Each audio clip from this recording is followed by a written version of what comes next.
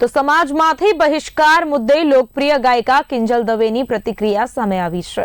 કિંજલ દવે સગપણને લઈને ચાલતી ચર્ચાઓ પર મૌન તોડ્યું છે. કિંજલ દવે સ્પષ્ટ શબ્દોમાં કહ્યું કે દીકરી તરીકે સહન કરવું યોગ્ય નથી, બોલવું જોઈએ. કિંજલ દવેનો દૃઢ અવાજ છે કે દીકરીઓ તમામ ક્ષેત્રે આગળ આવી છે, તો શું તેમને પોતાનો લાઈફ પાર્ટનર નક્કી કરવાનો હક નથી? મારા સગપણને લઈને છેલ્લા ઘણા સમયથી મીડિયામાં અનેક તર્ક વિતર્ક અનેક ચર્ચાઓ ચાલી રહી છે, જેને લઈને હું અત્યાર સુધી મૌન હતી, કારણ કે વાત મારા સુધી સીમિત હતી. પણ વાત જ્યારે હવે મારા પરિવાર પર છે, મારા પિતા પર છે, ત્યારે એક દીકરી તરીકે હવે મારાથી સહન નથી થતું અને મને લાગ્યું કે હવે આજે મારે બોલવું પડશે. એક બ્રહ્મકન્યા હોવાનું, એક બ્રહ્મ દીકરી હોવાનું મને એટલું ગૌરવ છે કે જેને હું કદાચ શબ્દોમાં નહીં વર્ણવી શકું. અને હું અહીંયા સુધી પહોંચી છું એના માટે શિક્ષિત અને સમજણી જે બ્રહ્મશક્તિઓ છે, બ્રહ્મ સમાજના લોકો છે, એમનો ખૂબ ખૂબ ફાળો રહ્યો છે મારી આ જર્નીમાં. અને હું તો નસીબદાર છું કે મને 18 વર્ણના લોકોનો પ્રેમ અને સપોર્ટ મળ્યો છે અહીંયા સુધી પહોંચવામાં. મારો પરિવાર તો છે જ, મારી ઢાલની જેમ મારા પિતા છે મને સપોર્ટ કરવામાં, પણ આપ સૌનો પણ ખૂબ ફાળો છે. પરંતુ કહેવાતા સભ્ય અને મોડર્ન સમાજમાં જ્યારે અમુક 2-4 અસામાજિક તત્વો છે જે લોકો અત્યારે પણ દીકરીઓ માટેના રૂલ્સ અને રેગ્યુલેશન નક્કી કરશે કે દીકરીઓનું લિમિટ ક્યાં સુધી હોવી જોઈએ.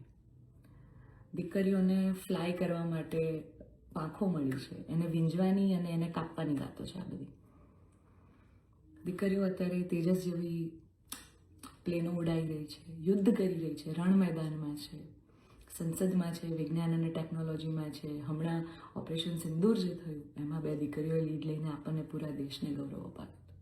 ત્યારે શું 2-4 આવા અસામાજિક તત્વો નક્કી કરશે કે એક દીકરીનો લાઈફ પાર્ટનર ચૂઝ કરવાનો શું એને હક નથી? હું બહુ નસીબદાર છું કે મને એવો પરિવાર ને એવા પિતા મળ્યા છે જે મારી ખુશીમાં ખુશ થાય છે અને મારા નિર્ણયને જે મેં હરખે વધાવી લીધો છે. કારણ કે ઓફકોર્સ હું એક એવા પરિવારમાં જઈ રહી છું કે જે આખો ભક્તિમય પરિવાર છે. બહુ જ પરિવારના લોકો અને મારો પાર્ટનર મને એટલો પ્રેમ કરે છે કે જેમને હું જે છું, જેવી છું, જે પણ છું, મને ખૂબ આદરથી, સત્કારથી એ લોકો સ્વીકારી છે.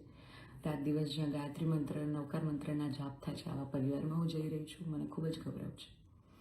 એટલે હું તમામ બ્રહ્મશક્તિઓ, સમજણી અને શિક્ષિત જે લોકો છે, બાકીના લોકોના મગજમાં નહીં ઉતરે કદાચ આ વાત, પણ જે લોકો શિક્ષિત છે, સમજુ છે, એ લોકોને હું નમ્ર વિનંતી કરું છું કે આવા 2-4 જે અસામાજિક તત્વો છે ને, કે જે દીકરીઓની પાંખોને કાપવાની વાતો કરી રહ્યા છે, પ્લીઝ એને સમાજમાંથી દૂર કરો, નકર આપણો સમાજ ક્યાંયનો નહીં રહે.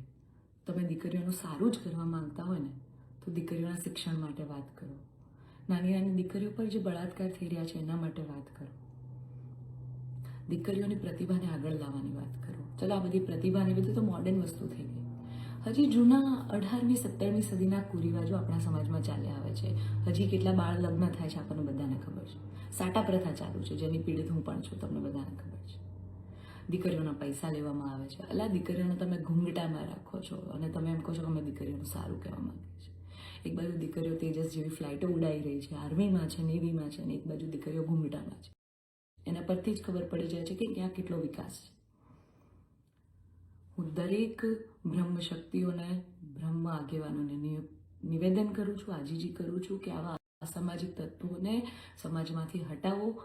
જેટલા પણ લોકો હવે મારા પરિવાર વિરુદ્ધ કાંઈ પણ પોસ્ટિંગ કરશે, કમેન્ટ કરશે, એમના વિરુદ્ધ હું કાયદેસરના પગલાં લઈશ.